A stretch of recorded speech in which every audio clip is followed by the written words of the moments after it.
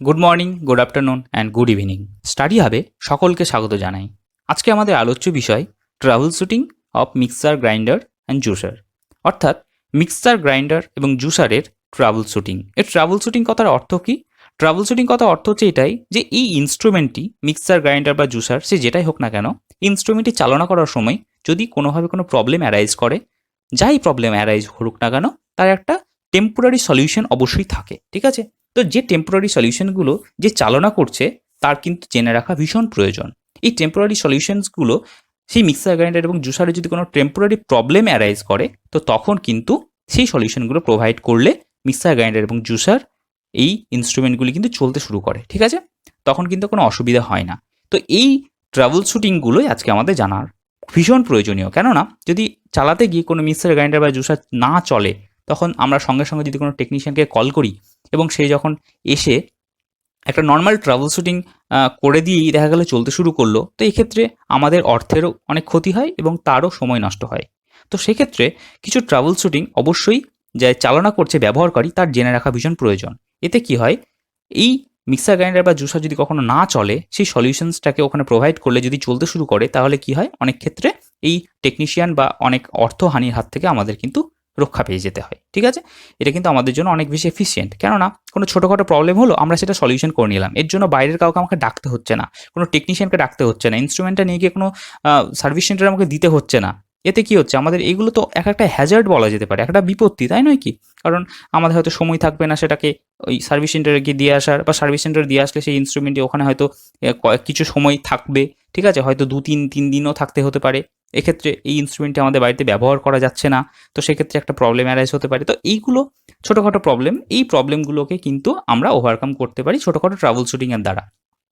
যদি এই ট্রাবল শুটিংগুলো তার যে সলিউশন, সেই সলিউশনসটা হওয়ার পরেও যদি সেই মিক্সার গ্রাইন্ডার বা জুসার কাজ না করে, তো সেক্ষেত্রে আমাদের উচিত টেকনিশিয়ানকে ডাকা। তো নর্মালি কিছু হলো, আমরা টেকনিশিয়ানকে ডেকে নিয়ে চলে আসলাম, এটা কিন্তু খুব একটা এফিশিয়েন্ট কাজ নয়।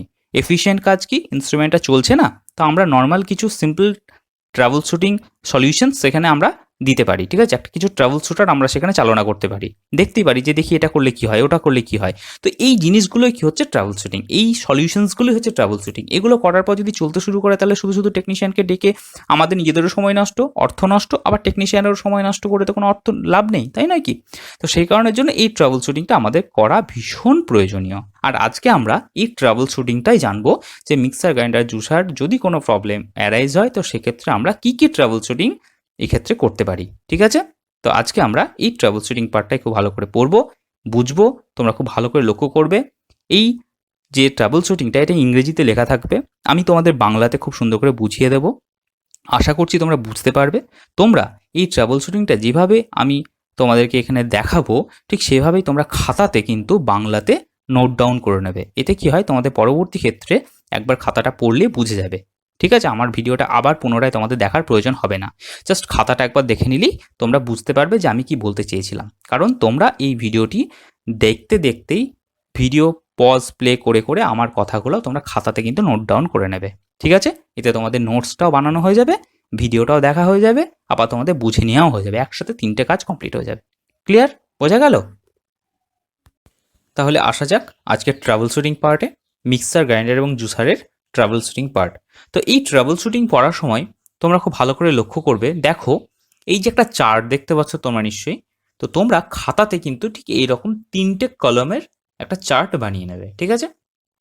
এবং আমি তোমাদের বোঝাতে বোঝাতেই কিন্তু পজ করতে বলবো, তোমরা সেই টাইমে পজ করবে এবং তোমরা নিজেরা সেটা কিন্তু খাতাতে ভিডিওটাকে পজ করে লিখে নেবে। ঠিক আছে? তারপর আবার প্লে করে আবার পুরো ভিডিওটা দেখবে। ওকে?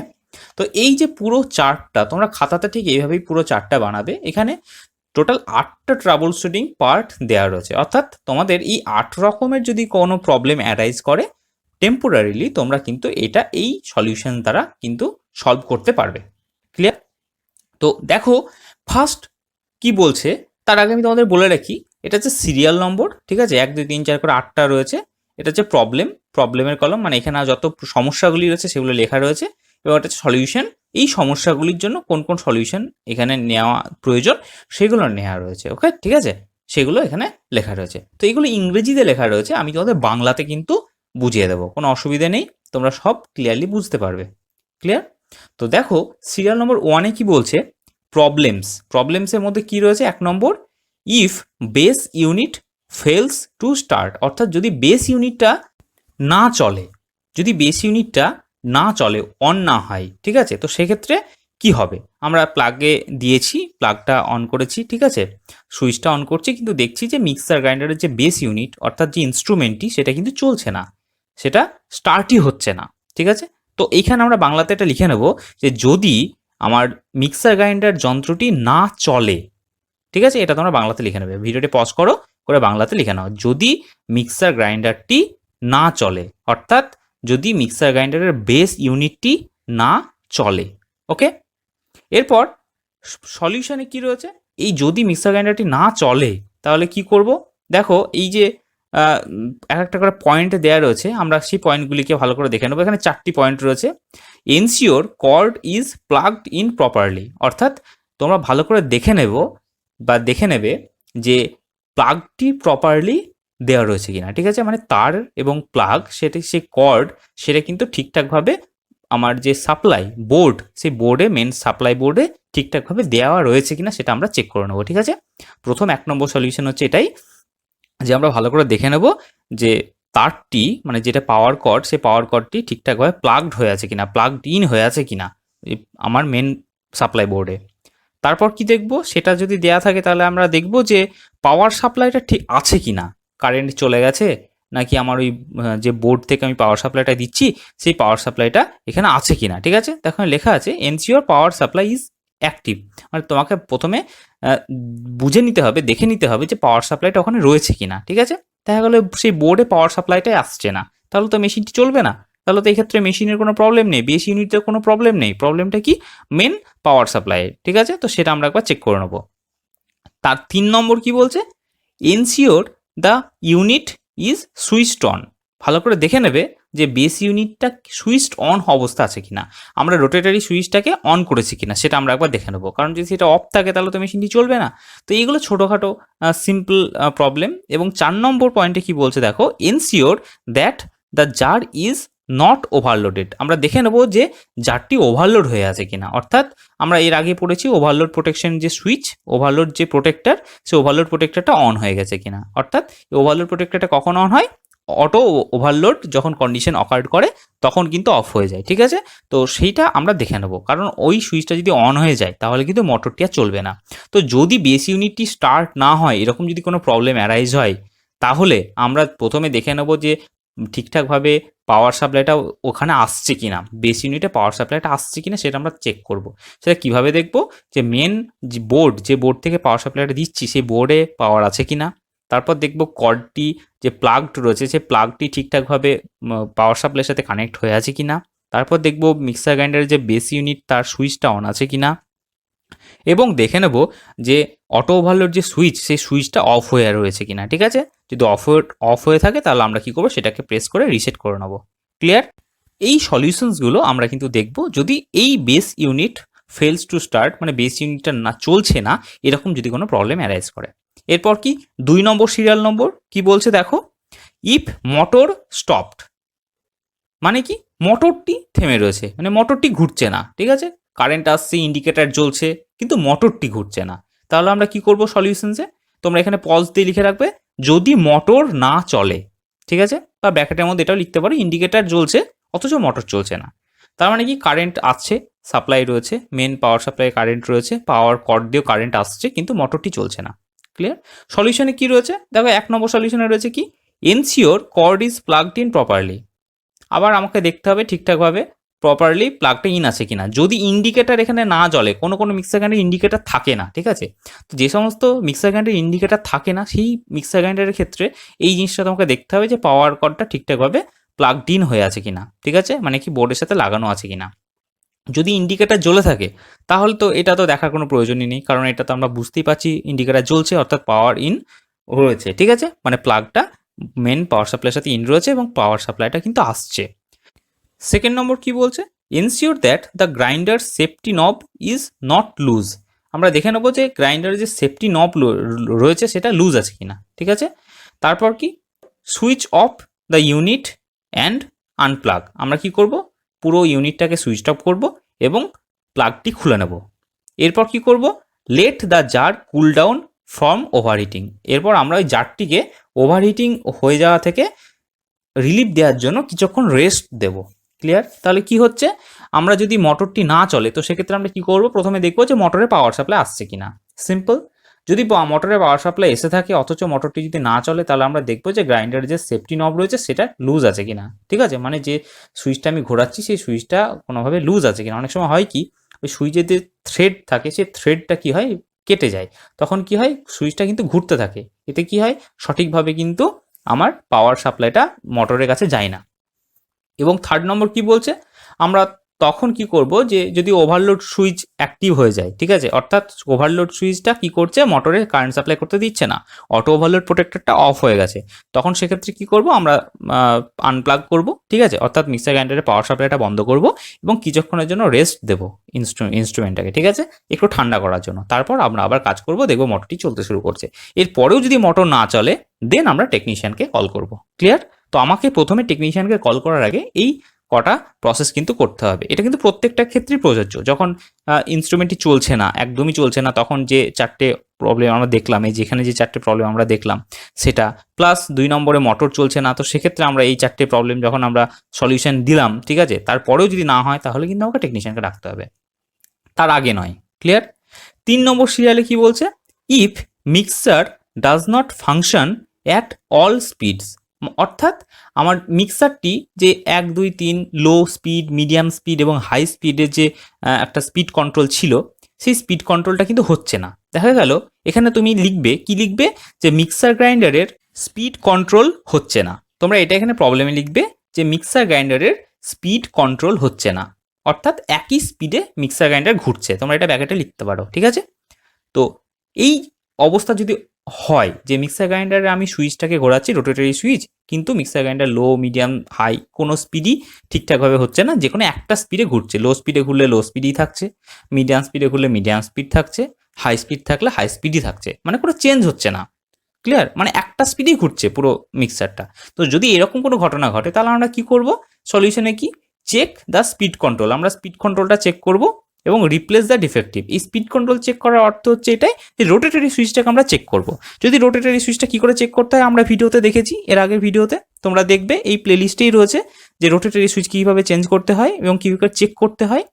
তো এই রোটেটরি সুইচটাকে আমরা চেক করব, চেক করে যদি ডিফেক্টিভ দেখি তাহলে আমরা কি করব, রিপ্লেস করে নেবো।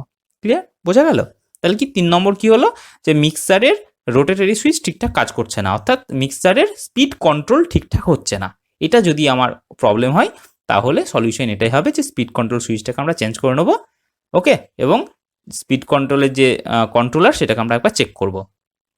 4 নম্বর সিরিয়াল নম্বরে কি বলছে, 4 নম্বরে বলছে ইফ মোটর হুমস, ঠিক আছে, বা hums but beaters do not rotate. এটার অর্থ এটাই যে মোটর গু করে একটা আওয়াজ করে না, গ করে একটা আওয়াজ করছে, কিন্তু মোটরের যে ব্লেড সে ব্লেডটি ঘুরছে না।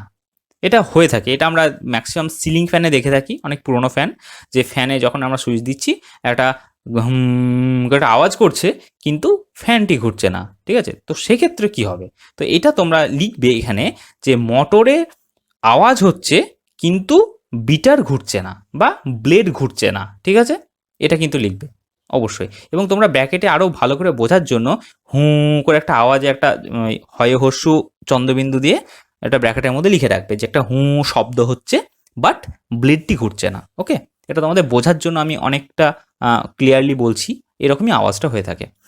তাহলে কি হবে, এক্ষেত্রে আমরা চেক করব মোটরটাকে। সলিউশনসে দেখো 1 নম্বর চেক মোটর, আমরা মোটরটাকে চেক করব। 2 রিপ্লেসিভ ডিফেক্টিভ, যদি মোটরটি খারাপ থাকে আমরা মোটরটিকে চেঞ্জ করে নেবো। ক্লিয়ার?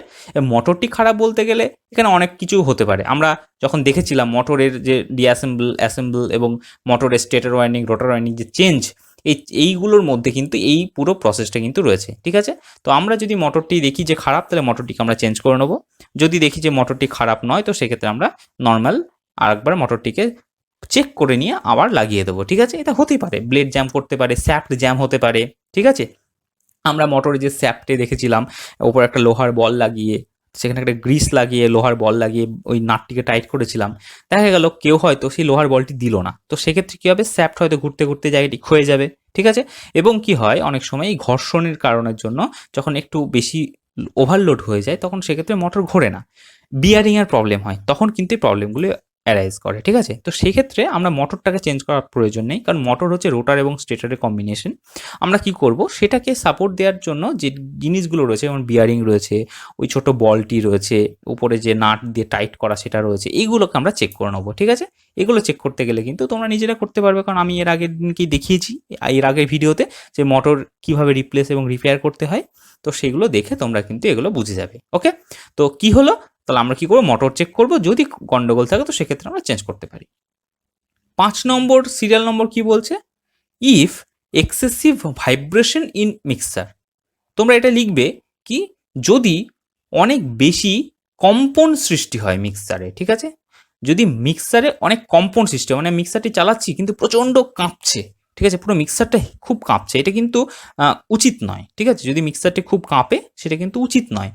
তো সেক্ষেত্রে আমরা কি করব, সলিউশনসে দেখো কি রয়েছে, check and replace beater if defective, অর্থাৎ যে ব্লেড রয়েছে সে ব্লেডটিকে আমরা কি করব, রিপ্লেস করব, ঠিক আছে, চেক করব, রিপ্লেস করব। হতে পারে ব্লেডটি কোনো অংশ নষ্ট হয়ে গেছে বা ভেঙে গেছে বা বেঁকে গেছে। ওকে, 2 নম্বর কি বলছে, check if service gear is broken or misaligned, ঠিক আছে, অর্থাৎ সার্ভিস গিয়ারটি ভেঙে গেছে অথবা বেঁকিয়ে বসে আছে, ঠিক আছে, বা বেঁকে গেছে, এরকম যদি কন্ডিশন হয় তাহলে সেক্ষেত্রে কিন্তু এরকম ধরনের ভাইব্রেশন হতে পারে। ওকে, 3 নম্বর কি বলছে, 3 নম্বর বলছে check and replace motor if defective. যদি মোটর কোনোভাবে প্রবলেম হয় তো সেক্ষেত্রে আমরা এটাকে চেঞ্জ করতে পারি। তো এই মোটরের ডিফেক্টিভটা কী জিনিস, দেখো অ্যাকচুয়ালি যে বিটার রয়েছে, বিটার অর্থাৎ যে ব্লেডটি রয়েছে, সে ব্লেডটিতে অ্যাকচুয়ালি স্যাপ্টের দ্বারা যুক্ত থাকে মোটরের সাথেই, তাই নয় কি, মোটরের সাথে যুক্ত থাকে, মোটরের স্যাপ্টের সাথে যুক্ত থাকছে, মোটরের স্যাপ্টের সাথে কাপলার, কাপলারের সাথে জারের কাপলার,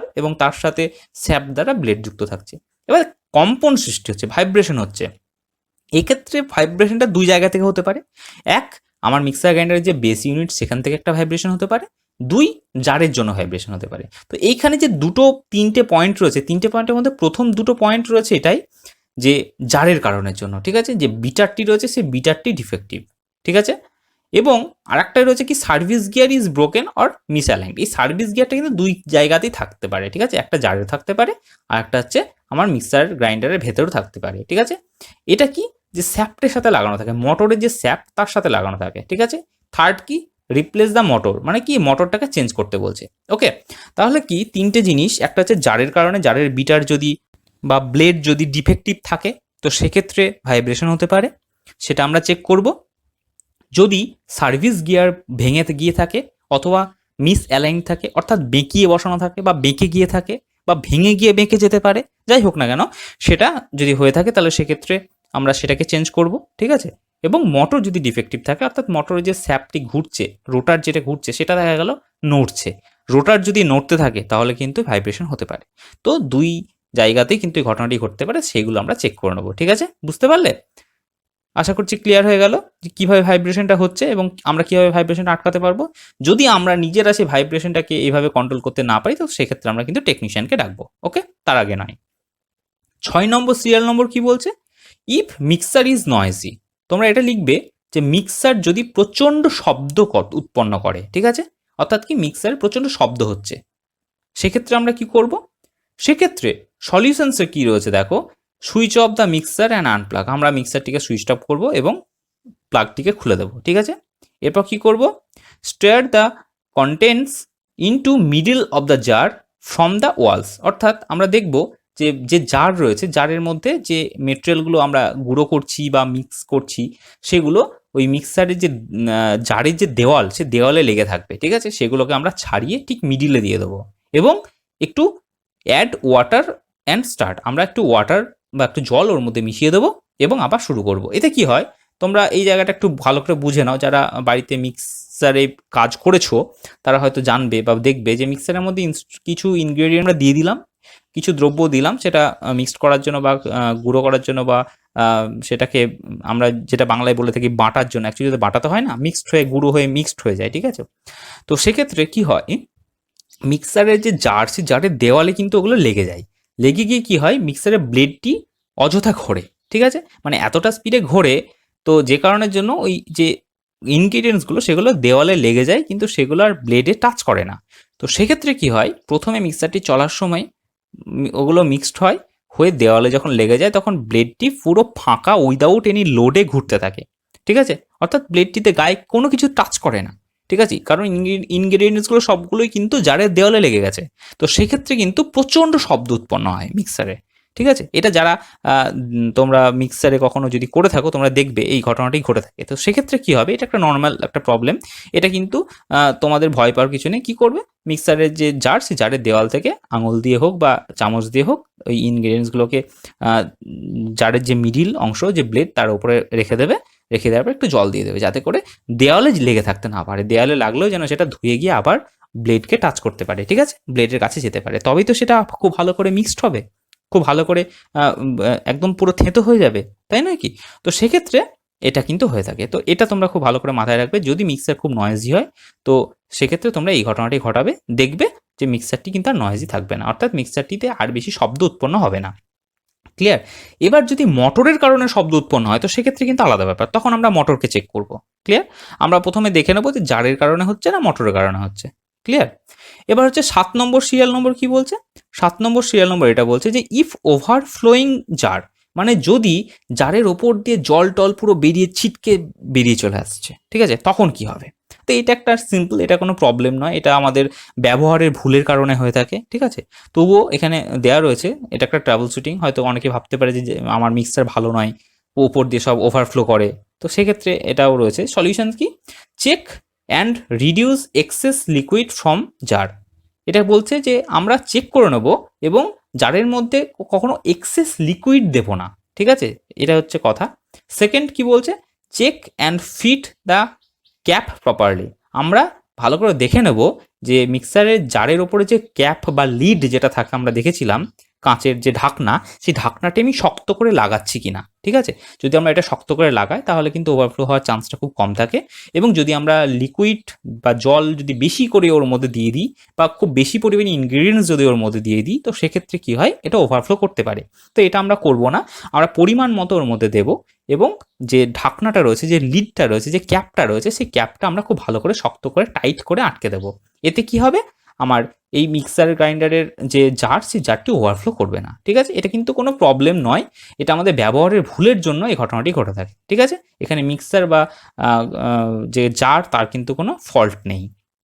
আবার অনেক সময় কি হয়, দীর্ঘদিন ব্যবহারের কারণের জন্য মিক্সার গ্রাইন্ডারের যে লিড, সেই লিডটি ঢিল হয়ে যায়, তার যে রাবার থাকে সেই রাবারটি ঢিল হয়ে যায়। অনেক ক্ষেত্রে রাবার থাকে না, প্লাস্টিক লাগানো থাকে, সেই প্লাস্টিকটি হয়তো ফেটে যায়। তো এরকম যদি কোনো ঘটনা ঘটে থাকে যে প্লাস্টিক ফেটে গেছে বা মিক্সার গ্রাইন্ডারের জার ফেটে গেছে, ঠিক আছে? অনেক সময় হয় স্টিলের জার হওয়া সত্ত্বেও কিন্তু জারটি ফেটে যায়, ঠিক আছে? দীর্ঘদিন ব্যবহার করতে করতে এটা হয়। তো সেক্ষেত্রে কিন্তু এই ওভারফ্লোয়িংয়ের যে গল্পটা, এই গল্পটা কিন্তু এক্সেস লিকুইডের জন্য হয় না, সেটা মিক্সার গ্রাইন্ডারটা নষ্ট হয়ে যাওয়ার কারণে হয়। মিক্সার গ্রাইন্ডার নষ্ট নয়, মিক্সার গ্রাইন্ডারের জারটি নষ্ট হয়ে যাওয়ার কারণের জন্য হয়ে থাকে, ঠিক আছে? তো এই মিক্সার গ্রাইন্ডারের জার এবং তার লিড, যেটা যদি কোনো অংশ ভেঙে যায় বা ফেটে যায়, তো সেক্ষেত্রে আমরা এই পুরো সেটটাকে আমরা চেঞ্জ করে নেবো, ঠিক আছে? মিক্সার গ্রাইন্ডারের জার এবং লিড দুটোকেই আমরা চেঞ্জ করে নেবো। যদি দুটো ঠিকঠাক থাকে অথচ এটা ঘটনাটা ঘটছে, তখন আমরা এই সলিউশনসটাকে এখানে দেবো, ঠিক আছে? তোমরা এখানে লিখে রাখতে পারো যে যদি জার ওভারফ্লো হয়, মানে যদি জার উপচে পড়ে, ঠিক আছে? এটা হচ্ছে তোমার প্রবলেম। আর এখানে দুটো প্রবলেম আসবে। একটা হচ্ছে জার উপচে পড়ছে, এটা নর্মাল প্রবলেম, ঠিক আছে? এর সলিউশন দু রকম আসবে। 1 নম্বর সলিউশন, মিক্সার গ্রাইন্ডারের যে জার এবং লিড দুটোই ঠিক আছে, সেক্ষেত্রে এই দুটো প্রবলেম, যে দুটো প্রবলেম এখানে লেখা রয়েছে, যে আমরা এক্সেস লিকুইড দেবো না এবং আমরা জারের ক্যাপটি খুব ভালো করে বা লিডটি খুব ভালো করে শক্ত করে লাগিয়ে রাখবো। এই দুটো হচ্ছে পয়েন্ট, ওকে? সেকেন্ড কি, যদি জার এবং লিড যদি ফাটা থাকে বা ডিফেক্টিভ থাকে, তো সেক্ষেত্রে আমরা কি করব, সিম্পল জার এবং লিডটিকে আমরা নতুন বাজার থেকে একটা কিনে নিয়ে চলে আসবো, ঠিক আছে? অর্থাৎ পরিবর্তন করে নেব। ক্লিয়ার? বোঝা গেল? তাহলে এখানে কিন্তু আরেকটা জিনিস তোমরা লিখে নেবে, এখানে নেই যেটা, সেটা হচ্ছে আমি যেটা এক্ষুনি বললাম, যে জার এবং লিড ফেটে গিয়ে থাকলে বা ডিফেক্টিভ থাকলে আমরা সেটা বাজার থেকে পরিবর্তন করে নেব। ক্লিয়ার? 8 নম্বর সিরিয়ালে কি বলছে, এবার 8 নম্বর পয়েন্ট দেখো। 8 নম্বর কি বলছে? 8 নম্বর বলছে if jar leaking from below, অর্থাৎ জারের তলদেশ দিয়ে যদি লিক হয়, অর্থাৎ তলদেশ দিয়ে যদি কোনো লিকুইড গড়িয়ে পড়ে, এটা তো করা উচিত নয়, এটা কিন্তু আকাঙ্ক্ষিত নয়, কারণ আমি ওর মধ্যে কোনো মিক্সিং করার জন্য কিছু দিয়েছি, সেটা হতে পারে কোনো লিকুইড, হতে পারে সেমি লিকুইড, ঠিক আছে, হতে পারে গুঁড়ো, যাই হোক না কেন আমি মিক্সার গ্রাইন্ডারে দিলাম, গুঁড়ো হলো, তারপর কিছুক্ষণ পর যখন জারটিকে তুলছি দেখছি মিক্সার গ্রাইন্ডারের যে কাপলার, সে কাপলারের মধ্যে অনেক অংশ পড়ে রয়েছে, ঠিক আছে, মানে কি তল দিয়ে সব লিক হয়ে পড়ে রয়েছে, ঠিক আছে। তো এটা তো ঠিক জিনিস নয়, এটা তো ভুল, এটা তো ক্ষতি, তাই নয় কি, মানে কি ডিফেক্টিভ। তো সেক্ষেত্রে আমরা কি করব, আমরা ভালো করে check blade shaft and jar bush, ঠিক আছে। তো আমরা এটা খুব ভালো করে দেখবো যে জারের যে বুশ রয়েছে সেটা আমরা খুব ভালো করে দেখে নেব, এবং স্যাপটিকে খুব ভালো করে দেখে নেব, ঠিক আছে, যে স্যাফট এবং ব্রুশ ঠিকঠাক আছে কিনা, ঠিক আছে। এবং সেকেন্ড কি, রিপ্লেস দ্য ওয়ার্ন আউট, মানে কি যদি কোনো ক্ষতিকারক কোনো জিনিস থাকে, ডিফেক্টিভ কোনো জিনিস থাকে, সেটাকে আমরা পাল্টে নেব। ক্লিয়ার? জরাগ্রস্ত অবস্থা যদি থাকে, ঠিক আছে, জীর্ণ হয়ে যায়, ক্ষয়ে যায়, নষ্ট হয়ে যায়, ঠিক আছে, তো সেক্ষেত্রে আমরা কিন্তু সেটাকে পরিবর্তন করে নেব। অর্থাৎ আমরা যখন স্যাপ্ট এবং বুস যখন পড়েছিলাম, এখানে তোমরা স্পেলিংটা দেখে ঘাবড়াবে না, BRUSH রয়েছে, আমি এর আগে যখন পড়েছিলাম তখন BUSH পড়িয়েছিলাম, তোমাদের ঘাবড়ানোর কিছু নেই, দুটো কিন্তু একই জিনিস, এটা একটা সমার্থক শব্দ বলতে পারো, ঠিক আছে। তো আমরা যখন এই স্যাপ্ট, বুস এবং ব্লেড পরিবর্তন করা দেখেছিলাম, তখন সেক্ষেত্রে কিন্তু আমি দেখিয়েছিলাম যে এই যে স্যাপ্ট বা বুশ কিভাবে ক্ষতিগ্রস্ত হয়, ঠিক আছে, এবং কেমন হয়ে যায়। ওকে, তো সেক্ষেত্রে যদি এরকম ঘটনা ঘটে থাকে, জরাগ্রস্ত অবস্থা থাকে, বা ক্ষয়ে গিয়ে ভেতরটা পুরো অনেকটা কি বলবো, বা ক্ষয়ে গিয়ে ভেতরে অনেকটা জায়গা ফাঁকা থেকে যায়, তো সেই ফাঁকার অংশটা দ্বারা কিন্তু মিক্সার গ্রাইন্ডারের যে জার, সেই জার থেকে সেই জারে যে লিকুইড বা কোনো ডাস্ট, যেটা আমরা যে ইনগ্রিডিয়েন্টসগুলোকে আমরা গুঁড়ো করি না কেন, যেটাকে আমরা মিক্স করি না কেন, সেটা কিন্তু ওই ফাঁকা অংশ দিয়ে কিন্তু তলে পড়তে থাকে, ঠিক আছে, এটা কিন্তু আকাঙ্ক্ষিত নয়, ঠিক আছে। তো সেক্ষেত্রে আমরা কি করব, আমরা জারের যে বুশ বা স্যাপ্ট, সেটাকে কিন্তু আমরা চেঞ্জ করে নেবো, ঠিক আছে, এটা কিন্তু খেয়াল রাখবে অবশ্যই। তো এই গেল টোটাল 8টা প্রবলেম এবং তার ট্রাবল শুটিং, ঠিক আছে। তোমরা এই ট্রাবল শুটিংগুলো খাতাতে লিখে রাখবে, এবং তোমাদের যদি আরও কিছু মনে হয় যে আরও কিছু ট্রাবল শুটিং হতে পারে, আরও কিছু প্রবলেম হতে পারে, তো সেটা কিন্তু অবশ্যই তোমরা কমেন্ট সেকশনে জানাবে, আমি তখন সেগুলোকে আরেকবার দেখবো এবং অ্যাড করার চেষ্টা করব, ঠিক আছে। তো বেসিক্যালি এই প্রবলেমগুলো কিন্তু অ্যারাইজ হয়ে থাকে, এগুলো হচ্ছে নর্মাল, এছাড়াও আরও অনেক প্রবলেম অ্যারাইজ করে, যেগুলো হয়তো এখানে নেই, আমি এখানে দেখাইনি, তোমাদের এটা ব্যবহার করতে করতে বুঝতে পারবে, ঠিক আছে। তো ন্যাচারালি এই কতগুলো প্রবলেম তোমাদের অ্যারাইজ করবে। তো এই প্রবলেমগুলো অ্যারাইজ করলে সঙ্গে সঙ্গেই টেকনিশিয়ানকে কল করার কোনো প্রয়োজন নেই, বা সার্ভিস সেন্টারে দিয়ে আসার কোনো প্রয়োজন নেই। প্রথমে আমরা দেখে নেব এক্স্যাক্টলি কি হচ্ছে। আমরা যদি ইনস্ট্রুমেন্টটি না চলে, আমরা দেখে নেব যে সেখানে পাওয়ার সাপ্লাই এসছে কিনা। ইনস্ট্রুমেন্ট না চলার অর্থ মোটরটি চলছে না, ঠিক আছে। এই দুটো এক নম্বর এবং 2 নম্বর একে অপরের সাথে ওতপ্রোতভাবে জড়িত, কারণ ইনস্ট্রুমেন্ট চলছে না অর্থাৎ মোটর চলছে না, ঠিক আছে, বা মোটর চলছে না মানেই তো ইনস্ট্রুমেন্ট চলছে না, কারণ অ্যাকচুয়ালি মোটরটাই তো মেন ইনস্ট্রুমেন্ট মিক্সার গ্রাইন্ডারে, তাই নয় কি। তাহলে সেক্ষেত্রে আমরা প্রথমে কি করব, আমরা প্লাগটাকে চেক করব কারেন্ট আসছে কিনা, ঠিক আছে, ঠিকঠাক পাওয়ার সাপ্লাই আসছে কিনা, এবং আমরা দেখে নেব যে অটো ওভারলোড সুইচটা অফ হয়ে রয়েছে কিনা, এবং আমরা যে সুইচটা দিচ্ছি সেই সুইচটা অন অবস্থায় রয়েছে কিনা, ঠিক আছে। যদি এটা না হয়ে থাকে তো আমরা অবশ্যই এগুলোকে চেক করব। এরপরেও যদি এটা না চলে, তাহলে সেক্ষেত্রে আমরা কি করব, টেকনিশিয়ানকে খবর দেবো যে কী ব্যাপার, কিছু হচ্ছে না কেন। যদি আমরা সেক্ষেত্রে মোটর রিপেয়ার করা আমরা না জানি, তবেই কিন্তু আমরা এটা করব। যদি আমরা মোটর রিপেয়ার করার জানি, তাহলে অবশ্যই আমরা নিজেরাই মোটরটাকে রিপেয়ার করতে পারবো, এবং প্রয়োজনীয় জিনিসপত্র যদি কিনতে হয় আমরা মার্কেট থেকে কিনে নিয়ে এসে নিজেরাই ঠিক করতে পারবো। তো তোমাদের এই জিনিসগুলোকে ঠিক করার জন্য অবশ্যই টেকনিশিয়ানকে বাড়ি থেকে ডাকার প্রয়োজন নেই, বা বাড়িতে ডাকারও প্রয়োজন নেই, তোমরা নিজেরা এটাকে খুলে নিয়ে গিয়ে টেকনিশিয়ানকে দিতে পারো, এতে কী হবে, বা সার্ভিস সেন্টারে দিতে পারো, এতে কী হবে, তোমাদের অনেকটাই আর্থিকভাবে অনেকটাই উপকৃত হবে তোমরা, ঠিক আছে। এবং তোমরা নিজেরা যখন এই কাজগুলি করবে, তখন কিন্তু তোমরা অটোমেটিক্যালি বুঝতে পারবে যে কোন ক্ষেত্রে কী করা উচিত, এবং কী প্রবলেম হলে কোন কোন সলিউশনস এর মধ্যে করতে হবে, এবং কোন যন্ত্রাংশ খারাপ হওয়ার কারণের জন্য এই ধরনের প্রবলেম অ্যারাইজ হতে পারে। এই ধারণাগুলো কিন্তু তোমাদের মাথার মধ্যে চলে আসবে, কারণ যখনই দেখবে যে মোটরটি চলছে না, অর্থাৎ তোমাদের মাথাতে প্রথমেই আসবে যে হয়তো মোটরের কোনো গন্ডগোল হয়েছে, ঠিক আছে, অথবা পাওয়ার সাপ্লাই আসছে না। পাওয়ার সাপ্লাই আসার রাস্তা তো সে একটাই, সেটা হচ্ছে সেই ফেজ থেকে অটো ওভারলোড সুইচ হয়ে সোজা আসবে, রোটারি সুইচ হয়ে তারপর চলে আসবে, কারণ তোমরা পুরো সার্কিট ডায়াগ্রামটা খুব ভালো করে জানো। যদি তোমরা এই সার্কিট ডায়াগ্রাম বা এই আগের ভিডিওগুলি তোমরা না দেখে থাকো, তোমরা কিন্তু এই প্রবলেমের ট্রাবল শুটিংগুলো করতে পারবে না। তোমরা দেখো প্রত্যেকটা এখানে রয়েছে। তোমাদের যদি কোনো প্রবলেম হয় তোমাদেরকে ইনস্ট্রুমেন্টটা খুলতে হবে, অর্থাৎ তোমাদেরকে ডিঅ্যাসেম্বল শিখতে হবে। এরপর মোটরে যদি প্রবলেম হয়, মোটরের কোনো অংশ গন্ডগোল হয়, তাহলে সেক্ষেত্রে তোমাকে মোটরটিকে খুলতে হবে, অর্থাৎ মোটরও ডিঅ্যাসেম্বলিং শিখতে হবে, ঠিক আছে। এরপর দেখা গেল রোটারের বা স্টেটর ওয়াইন্ডিং কোনোটা একটা কিছু গন্ডগোল হচ্ছে, তুমি বাজার থেকে সেটা কিনে নিয়ে আসলে, তাহলে সেটাকে লাগাতে হবে। কিভাবে লাগাবে সেটার জন্য কিন্তু আমি ভিডিও বানিয়ে রেখেছি, রোটার ওয়াইন্ডিং চেঞ্জ এবং স্টেটর ওয়াইন্ডিং চেঞ্জ। তোমাকে তাহলে সেই ভিডিওগুলি আমাকে দেখতে হবে, ঠিক আছে। যদি কখনো তোমার ইনস্ট্রুমেন্টের যে স্পিড কন্ট্রোল কাজ করছে না, ঠিক আছে, স্পিড কন্ট্রোল সুইচ কাজ করছে না, যেটা 3 নম্বরে আমি দেখলাম যে স্পিড কন্ট্রোল ফাংশনিং হচ্ছে না, ঠিক আছে, তো সেক্ষেত্রে আমরা কি করবো, সেক্ষেত্রে রোটাটরি সুইচটাকে আমাকে চেঞ্জ করতে হবে। সেই রোটাটরি সুইচ করার চেঞ্জটাও কিন্তু আমি তোমাদেরকে দেখিয়ে দিয়েছি এই ভিডিওতে, ঠিক আছে।